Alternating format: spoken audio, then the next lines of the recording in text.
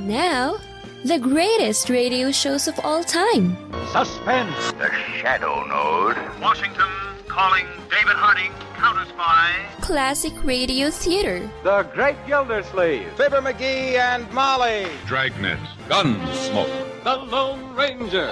Now, step back into a time machine with your host, Wyatt Cox. Good evening, friends of the inner sanctum.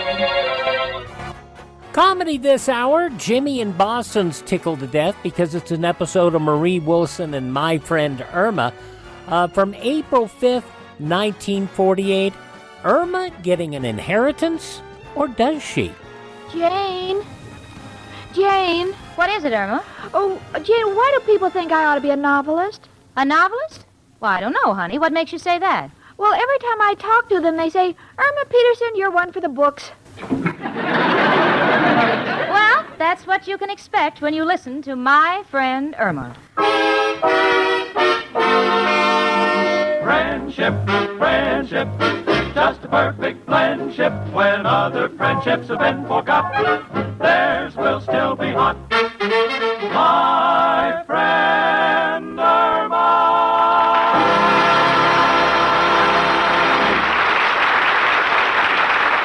Lever Brothers Company, makers of Swan, the soap with the exclusive super creamed blend, presents Our friend Swan. With My Friend Irma. starring Marie Wilson as Irma and Kathy Lewis as Jane.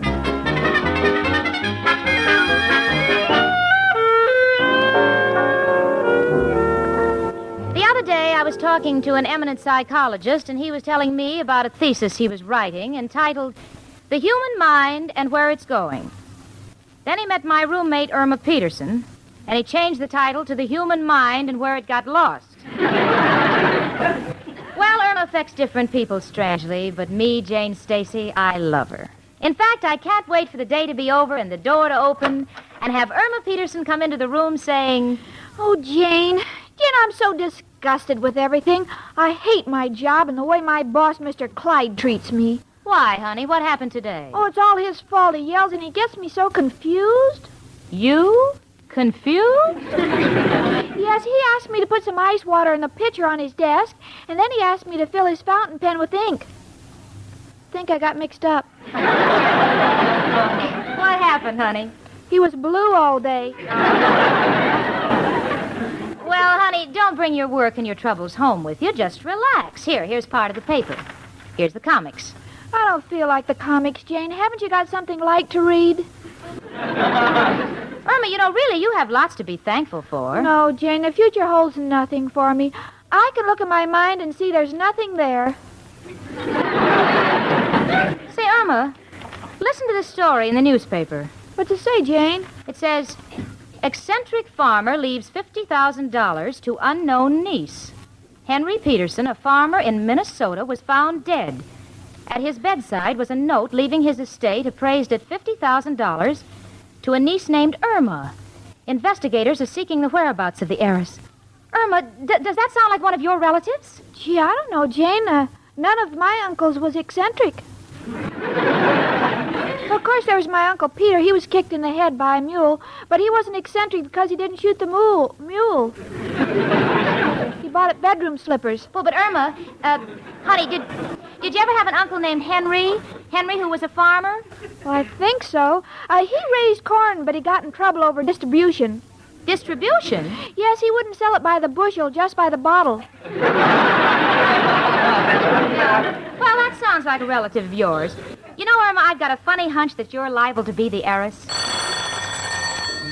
I'll get it, honey. Hello? Who?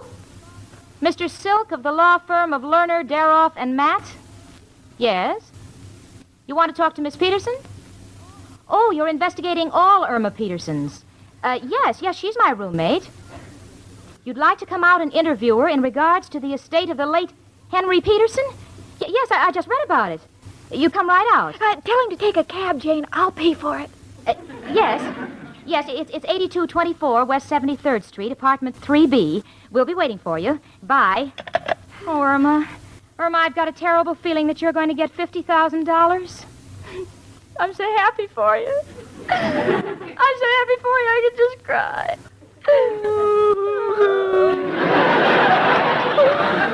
Don't cry, Jane, because when you cry, I cry. Oh, but honey, I'm so happy I have to cry. Well, let's both cry, Jane, because now we can afford all the Kleenex in the world. Come in. It's only me, Professor Kropotkin.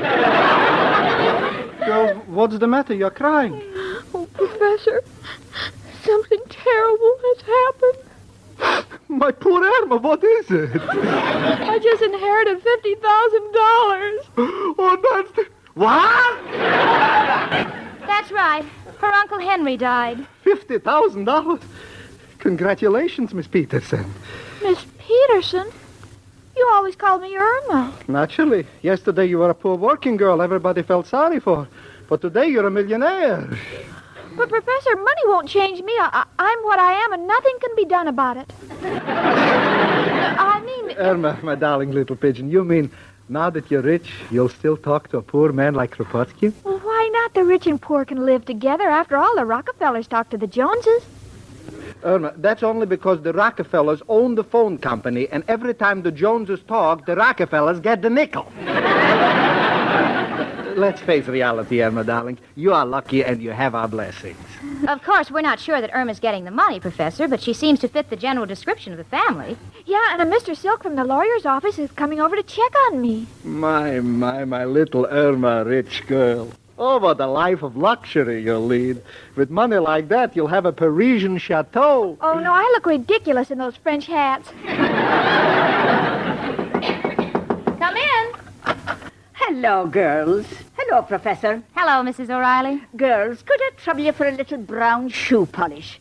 I left my eyelashes on the windowsill and the sun bleached one of them. Oh, sure, Miss O'Reilly.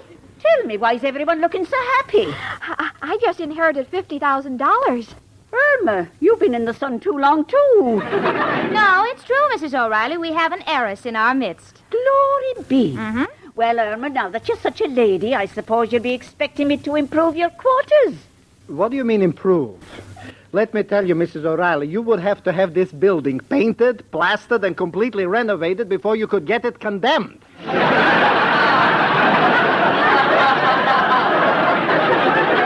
Oh, hush with you. Just because your room's a mess. Well, maybe if you paid your rent, it wouldn't be. Don't worry, you'll get your rent. I'm raising the money. I'm charging visitors 10 cents to look at my room. Now you don't have to go to Europe to see the ruins of Pompeii. Hush up now. If there's anybody's room I'll fix, it's Irma's. That is, if Irma will still prefer our humble company. Oh, of course I will. My money isn't going to change me. I'm a poor, simple girl. $50,000 by her is poor. Hmm? Well, all right, I may not be poor, but I'm as simple as I always was.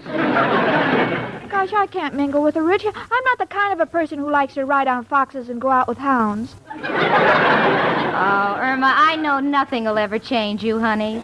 I'll always remember the sweet little girl who put my best evening gown in the stove when I asked her to baste the ham. Oh, gee, Jane, we've had such wonderful times together. Yeah, I remember the time we went to the zoo, and you offered to pay for an operation on the camel because you thought it was a horse with a crooked spine. Oh, yes, mine has been a rich, full life. Well, now that I see that Irma's still the same sweet, charming girl as ever, I have news, too.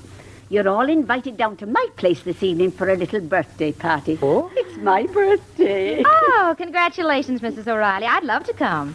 How old are you? About 41. 41? That's right. Mrs. O'Reilly is 41. But that's just around one ankle. Oh, hush with you, Professor. Well, I'll be seeing you all later. Come along, Professor. I better go along with her and make sure she doesn't bake a cake, or we'll all be dead by dawn. Oh, Jane, isn't this a wonderful day? I can't wait to tell Al about my inheritance. How do you think he'll take it, Jane? When Al finds out that you've inherited $50,000, you won't be able to pry him loose with a blowtorch. Oh, maybe that's Al now. Come in. How do you do? My name is William Silk. I'm the investigator. Which one of you is Miss Peterson? I am. Miss Peterson, did you by any chance have an Uncle Henry? Henry? Yes. You know, your Uncle Henry, the one we were reading about? Oh, yes, he was married to one of my aunts. Have you heard from your Uncle Henry recently? No, but I saw him about 8 years ago, and we spoke for about an hour, but I couldn't understand him. Why not? He'd fallen down the well. Well, Miss Peterson, this is a preliminary investigation. It's narrowed down to 3 people, you and 2 other young ladies from Minnesota. I must say that since talking to you, you sound like the most logical heiress of the deceased Henry Peterson. Come in. Oh, hello, Al, honey. Hiya, chicken. Hello, Jane. Hello, Al. Well, Miss Peterson, there's nothing more to be done at this time. You'll hear from us. Good luck to you. I'd like to ask you a few more questions, Mr. Silk. I'll see you to the front door. What's up, chicken? Al, I've got some wonderful news to tell you. Chicken, before you start, I got some wonderful news, too. I'm just finishing a great new deal. Painting tuxedos on ducks and selling them for penguins. Well, you won't have to worry about any more of your deals, Al, honey. I just inherited $50,000. Chicken, I told you you shouldn't eat before you go to sleep. Oh, no, Al, my Uncle Henry just died. That was a lawyer that was just here. 50 G's. Huh? What a lump of dough.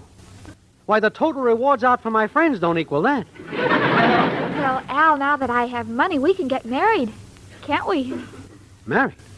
On the contrary, chick, we're through. Through? Certainly, Miss Peterson. Miss Peterson? I'm not Miss Peterson. I want to be Mrs. Al. Listen, chicken, what kind of a guy would I be marrying a dame for her money? I realize that I don't have a job or any money in the bank or any immediate future, but at least I'm a self-made man. But, Al, I still love you. Well, I love you too, chicken, but it wouldn't work out. Money would change our point of view. We'd get married, you'd want to send the kids to Harvard. I'd want to send them to Macy's, let them work like the old man did. But, Al, No, chicken, it's no use. We're on different sides of the track. You'll get in with that fast crowd that lives on roulette and baccarat and chocolate. Oh, no, Al, I'll cook whatever you like. Please, chicken, let us not hurt each other any longer. It's one thing when people say, look at that bum, his wife works. But it hurts when they say, look at that bum, his wife supports him. So long, chicken. No, Al, I don't want anything. I want you. I'm satisfied with nothing. Sorry, chicken. I'm not the gigolo type, so I think I'll blow. As the French say, tete-a-tete. Oh, Al, come back. Oh, I'm a wealthy widow.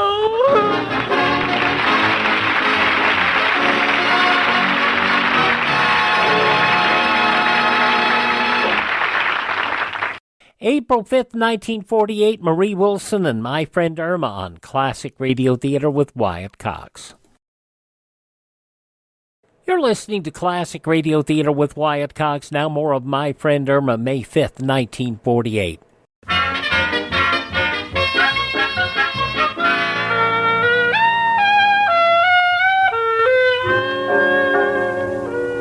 Well, Irma is certain she will never see Al again, and she's putting on a scene that would make Napoleon's death seem like a picnic. She's stretched out on the sofa, just sobbing her poor heart out. She has Al's picture in her hand. He's in a sailor suit. No, Al was never in the Navy. He borrowed the suit because he heard of a dance where servicemen were admitted free. Now she's kissing the picture and crying and drinking water. She's been doing this all afternoon. Honey, what's the idea of drinking so much water? Well, I expect to cry all night, and I don't want to run out of tears. Oh, sweetie, this is no time for tears. Why, you should rejoice, Irma. You're on the verge of inheriting $50,000. You should be happy. No, Jane, I'll never be happy without Al. Oh, now, sweetie, don't be so dramatic. For heaven's sakes, with your money, you'll meet other men. Not like Al. He was so sweet, and he taught me so many things. At night, we'd sit on a park bench, and he'd point out all the stars for me. The North Star, the little diaper, the big diaper. Irma, unless someone hung their wash very high, the word is dipper. Honey, I've told you repeatedly, honest, other men will bring you happiness. I don't want happiness. I want Al. Oh, Irma. Oh, the poor kid. I don't... hello, Jane. Oh, am I early for Mrs. O'Reilly's party? Oh, gee, Richard, I'm so glad to see you. Irma's in the bedroom just crying her eyes out. I don't know what to do. What's happened? Well, it looks like Irma has inherited $50,000 from an Uncle Henry, and Al has walked out on her. He feels that the money will come between them. Al walking out on money? Yeah. The same Al who stands in front of a vending machine for hours hoping someone's nickel will get stuck? Mm-hmm. That's the story, Richard. She's in the bedroom crying her eyes out. There's only one thing we can do. Get Al back. Exactly. And I have an idea what to tell him. Well, where can you get in touch with him? Oh, yeah. Well, let's see. This is the night he usually brings Irma flowers. But since he's not dating her tonight, there's no sense in trying to reach him at the funeral parlor. Now, let's see. Where else would he... Come in. Oh, Al, I was just trying to get in touch with you. Just dropped by to return Chicken's picture. Every time I read what she wrote on it, it tortures me more than I can stand. Oh. Let me see the picture. Dear Al, I love you oh so madly, with all my soul and flesh. I dream of when you'll marry me and carry me across the thresh. P.S. Excuse me for not adding hold after thresh, but I had no room and didn't want to write on my head because I just had my hair done. Guess who? Dame writes like a sonnet. Hate to give her up. Oh, Al, you don't have to give her up. The inheritance doesn't have to come between you. She'll need help now, and you can help her. Me? Sure, she'll need a business manager, and you're the man for the job. Hey, that sounds good. Then no one can say I'm marrying her for the dough. Well, certainly, Yeah. Al, sure. Now, we know that you want to be alone with Irma, so Richard and I'll just go on down to Mrs. O'Reilly's party. Come on, Richard. I'm with you, Jane. Chicken, it's me, Al. Come out, I want to talk to you. Chicken. Al. Baby. Honey. Oh, Al, you're back. Uh-huh, we can get married. Gonna be your business manager. Gonna invest your money. Oh, how, Al? There's only one man who can tell us. Who, Al? Who else but... Hello, Joe. Al, got a problem. Irma's got 50 G's, and we want to know what to do with... Uh-huh. Mm-hmm. Lay low until everything cools off. No, Joe, this money ain't hot. It's legitimate. If it's legitimate, you're not interested. Okay, Joe, so long. Chicken, I got an idea. When you get your inheritance, we put it in government bonds. All but $500. What's that for? I'll show you. Take me to Mrs. O'Reilly's party. My arm, Chicken.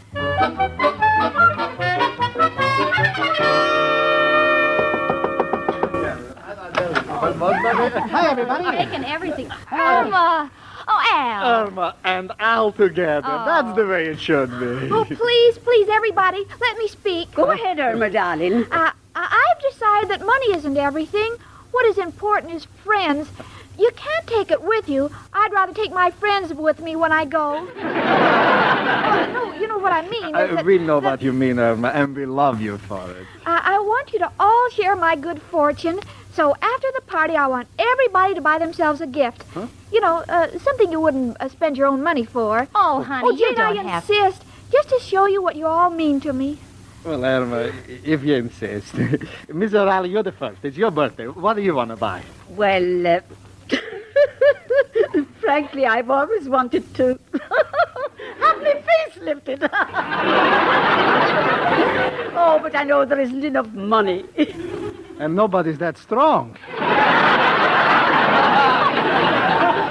Hush up, Professor. So I think I'll just buy a little makeup kit.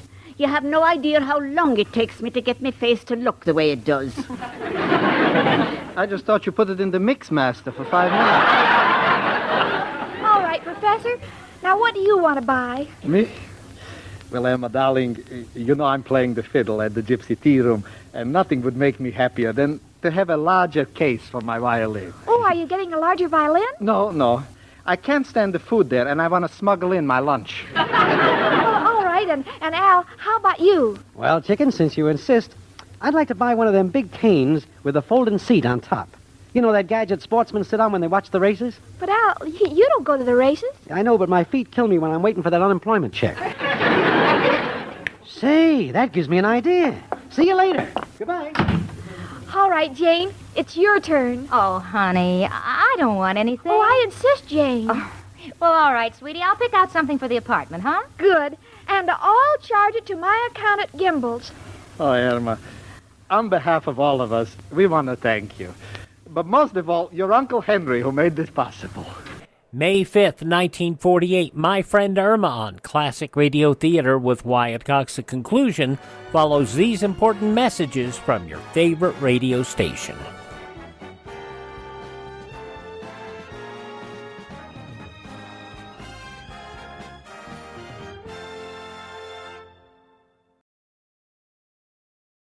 Classic Radio Theater family, you know our friend Mike Lindell has a passion to help everyone get the best sleep of your life. He didn't stop by just creating the best pillow. He created the best bed sheets ever. They look and feel great, which means an even better night's sleep for me because, you know, I'm working like 67 hours a day. Now, Mike's offering the best deal on his Giza Dreams bed sheets ever. You can get a set of Giza sheets for as low as $29.98. You'll never want to sleep on anything else once you slept on a set of Giza Dream sheets. A special offer for you right now. You can get a set of Giza sheets for as low as $29.98. Call 1-800-928-4715. Use the promo code Wyatt. Or go to mypillow.com, use the promo code Wyatt. It's good on anything on the website. That number again, 1-800-928-4715. Use my promo code Wyatt.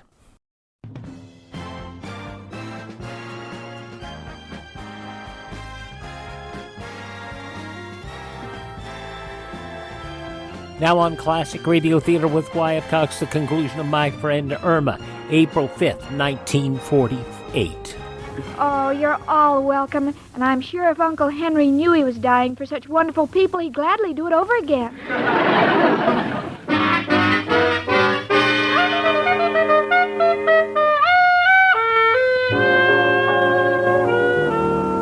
Well, we've all done our shopping, and you've never seen such a happy gang.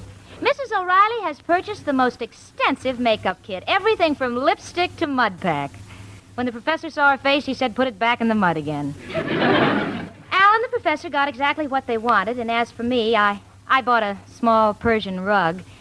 Irma thinks it's very impractical because she says we very seldom entertain Persians.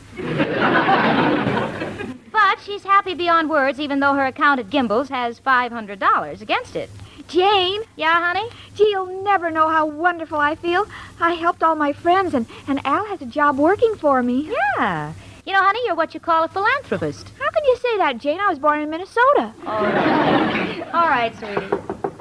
Come in. Oh, it's Mr. Silk again from that lawyer's office. Miss Peterson, I'm afraid I have bad news for you. Bad? Yes, you're not the Irma Peterson we were looking for. What? No, the Irma Peterson, who is the real heiress, is a waitress in Milwaukee. We've checked your records. You never had an uncle named Henry. Good day. Irma Peterson. How could you make such a mistake? Don't you realize we now have $500 in bills we have to pay? Well, I didn't know. Well, whatever made you think you had an Uncle Henry? Well, I had an aunt named Henrietta, and I thought he could be her husband. Oh, honey, and we've spent over $500. Come in. Hello, kids. Chicken, got some news for you. Al, I have some news for you, too. Okay, Chicken, ladies first. What's your news? I'm poor again. I didn't inherit the money. What? Al, what's wrong? You're white. Chicken, I just came from the unemployment office. Told them I had a job as your business manager, so they took me off the list. Al, what does that mean? Chicken, I'm a total failure. I'm the only guy who's unemployed at being unemployed.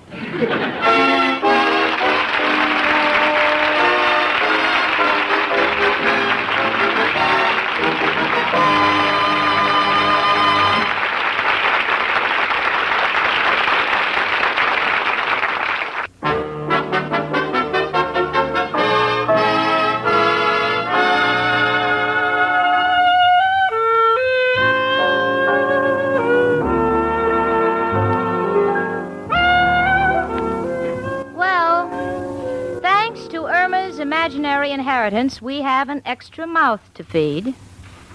Al shows up promptly, morning, noon, and night for his meals. As for the $500 on Irma's charge account, well, everyone's been nice enough to return their gifts. And Irma, well, she just won't forget what happened. Honey. Yes, Jane? Honey, have you seen my gold locket? You know, the one I inherited from my grandmother? Oh, I gave it away, Jane. I don't want you to get in the same trouble I did. You know, if I ever wanted to give anything away, it'll be my friend Irma.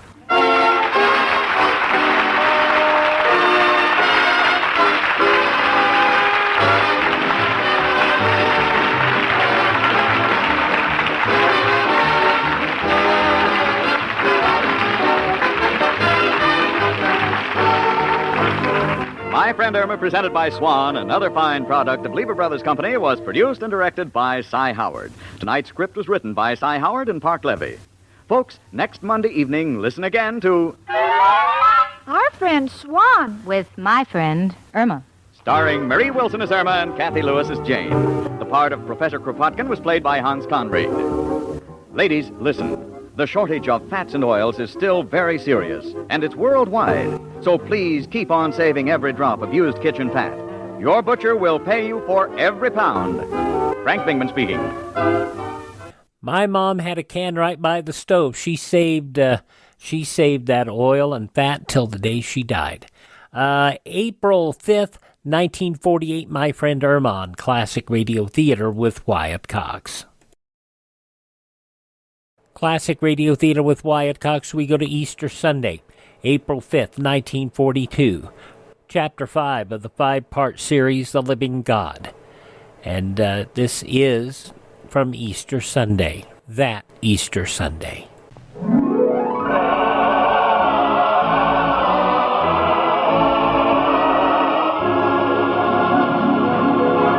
The Living God.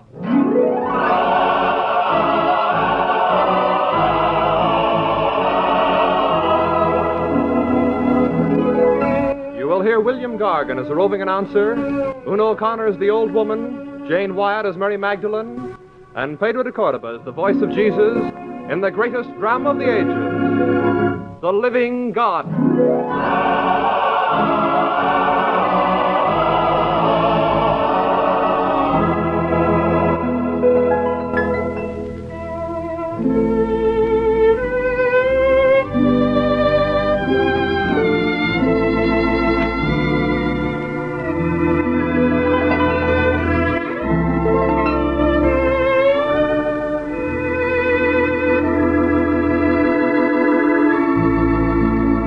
Once again yesterday, as we left our roving radio announcer in Jerusalem in the year 33, where he'd been taken by faith through time and space in his search for the living God. As we join him once again at the tomb outside of Jerusalem, 3 days after the crucifixion, there is much excitement abroad. How do you do, ladies and gentlemen? Only a few minutes ago, a terrific earthquake, followed by thunder and lightning, shook the whole countryside. It has stopped now, but people were rushing about in the streets, terrified. I am at the tomb. It is empty. The 2 disciples, Peter and John, have gone off with Mary Salome to wait in the upper room as the master instructed them. Magdalene is staying near the tomb. She is weeping. She's bending over, peering into the tomb. It looks as if there's a light there, and I can hear a voice. Woman, why do you weep? Oh, they've taken my Lord, and I know not where they have laid him. Now she has turned her back to the tomb. A man is standing before her. How did he get there? I didn't see or hear him come. Woman, why weepest thou? Whom seekest thou? Sir, if you took him hence, tell me where you've laid him, and I will take him away. Mary. Master. Can it be? Can it be? But if so, why didn't she recognize him at once? Now she's fallen on her knees and is moving towards him with hands outstretched. Do not touch me, for I am not yet ascended to my Father. But go to my brethren and say to them, I ascend to my Father and to your Father, to my God and your God. His God and our God. His Father and our Father. The outstretched arms of Magdalene have touched nothing save a light. Nothing more. Nothing but a poor woman who rises up laughing and crying like a sleeper waking from a dream. He has triumphed over death. I knew full well that he would rise again. Christ is risen. Christ is risen from the dead. She's gone, running off along the road to the upper room. What an uproar there'll be in the city at hearing the greatest of all miracles thus announced. Yet, few people seem to be coming out of their doorsteps to hear the marvelous news. Some few half open their windows, then prudently close them at once. Oh, this should be interesting. A priest and a Pharisee muttering together. Press the news, but the fact remains he is risen again. Not so loud. But You'll be heard. But he was the Messiah. We can always deny it. Why? Think a minute. If you recognize his divinity, you have to keep his commandments. True. I'd forgotten that. Forgive your enemies. Love your neighbor as yourself. Render unto Caesar the things that are Caesar's, and unto God the things that are God's. Take up your cross. Bah! Take up your cross. You must either deny his resurrection or obey the law of... the law of love, as he called it. The law of love.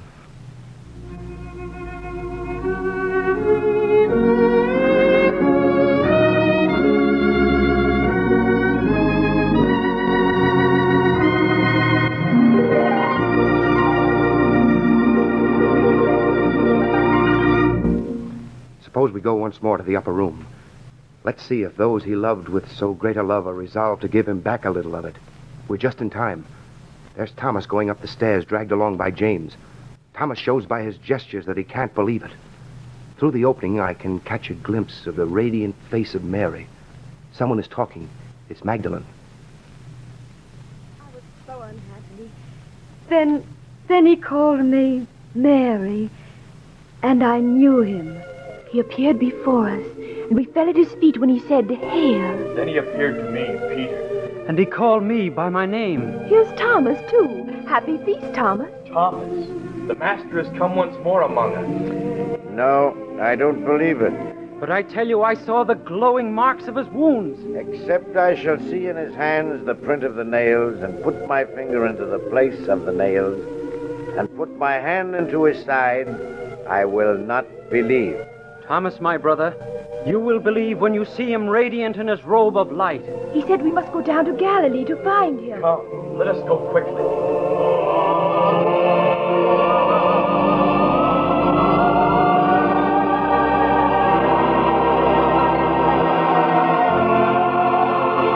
They've gone, running and singing. It's just as if they were eager to find the road to paradise. But now, where am I? I wonder. And back of me is Jerusalem. I'm on a road. Here's a sign. E-M-M-A-U-S. Emmaus. Where is that? There are 3 men walking in front of me, talking very intently. I wonder what they're saying. What are these discourses that you hold one with another as you walk and are sad? Art thou only a stranger in Jerusalem, and hast not known the things that have been done there in these days? What things? Concerning Jesus of Nazareth. We hoped that it was he that should have redeemed Israel. Oh, foolish and slow of heart to believe in all things which the prophets have spoken. Ought not Christ to have suffered these things, and so to enter into his glory? The one who has just spoken, the one who knows the reason for all things, can be but Jesus of Nazareth. But he's vanished. How can I join him? Where shall I find him? Where? The road has come to an end.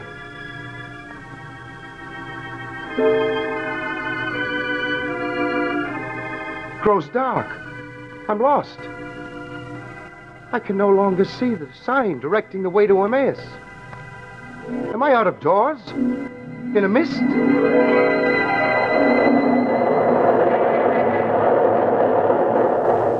Where am I?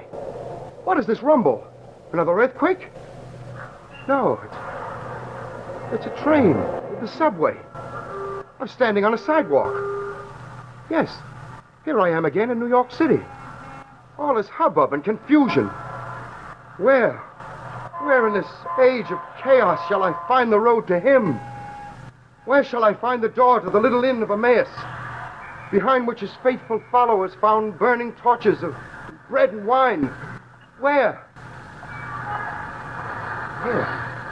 Here's the door of a little chapel. I'll go in and get away from all this noise and tumult.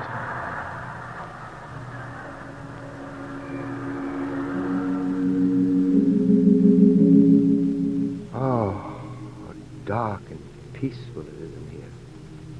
And look over there in the back, beneath the clustered candles that burn like tiny torches. What is that table covered with a gleaming white cloth? It's an altar. And listen, what is that? Accipite et manducati ex hoc omnes, hoc est enium corpus meum. Oh, that echo. Again, that echo. And look, somebody is raising a little white disc over a golden cup. Oh, what a memory it all brings back to me. Jesus took bread, blessed and broke, and gave to his disciples and said, Take ye and eat. This is my body. My Lord and my God. You heard what that old woman beside me whispered? But she looks like... She's the old woman whom I first saw selling palms in front of the big church. Well, if it isn't you, I knew you'd be back. Tell me, where am I exactly? In a little chapel down in the Bowery. Mass is being celebrated. Mass? The reenactment of what I saw taking place last Thursday at the Last Supper? Is it Christ who is turning around? Is it he who is raising his hand? It is the priest who is in his place. Benedicat vos omnipotens Deus, Pater et Filius et Spiritus Sanctus. Well, what is the meaning of all this? Initium Sancti Evangelii secundum Ioannem. The meaning of all this, listen. In the beginning was the Word, and the Word was with God, and the Word was God. The same was in the beginning with God. All things were made by him, and without him was made nothing that was made. In him was life, and the life was the light of men. And the light shineth in darkness, and the darkness did not comprehend it. He was in the world, and the world was made by him, and the world knew him not. He came unto his own, and his own received him not. And the Word was made flesh and dwelt among us. So that is the meaning. He is among us, still alive after centuries. Yes, 2,000 years after his death, you will find Jesus in every church, big or small, throughout the nations of the world, until the end of time. Then Jesus of Nazareth is the Christ, the Son of the living God, who became man to save us all. Blessed are they that have not seen and have believed. I have seen. I do believe. And I've seen in you, dear old lady, through 2,000 years of faith, the symbol of the great mass of the faithful who follow in the way of the cross. Do you hear the bells? They're the bells of Easter. Bells. Bells of the whole world. Bells coming through space. Bells ringing throughout all the world, bringing the glad tidings that he has risen. Bringing his peace to the hearts of men. Jesus of Nazareth is still alive. Alive. Always alive. As this hallelujah wells forth, I sing in the fullness of my heart, as you do who today recognize Jesus of Nazareth in a fraction of bread. As I know now, he is the way, he is the truth, that he is the life, I can already taste with you the immortal joy of the resurrection.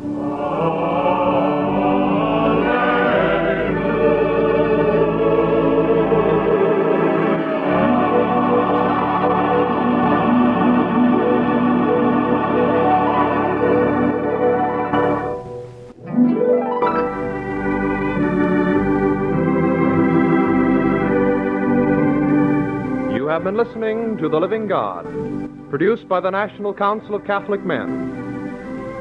Heard on this dramatic series were J. Carroll Nash, John Sheehan, Dennis Day, Cornelius Keefe, Winona Matthews, and Patricia Casey. It has featured William Gargan as the roving announcer, Una O'Connor as the old woman, Jane Wyatt as Mary Magdalene, and Pedro de Cordoba as the voice of Jesus. In the supporting roles were the radio players of Loyola University of Los Angeles. Special musical scoring and effects by Robert Mitchell and his St. Brendan's Boys Choir. The Living God has been adapted from the French of Sita and Suzanne Millard. This program has been produced under the direction of Martin Work.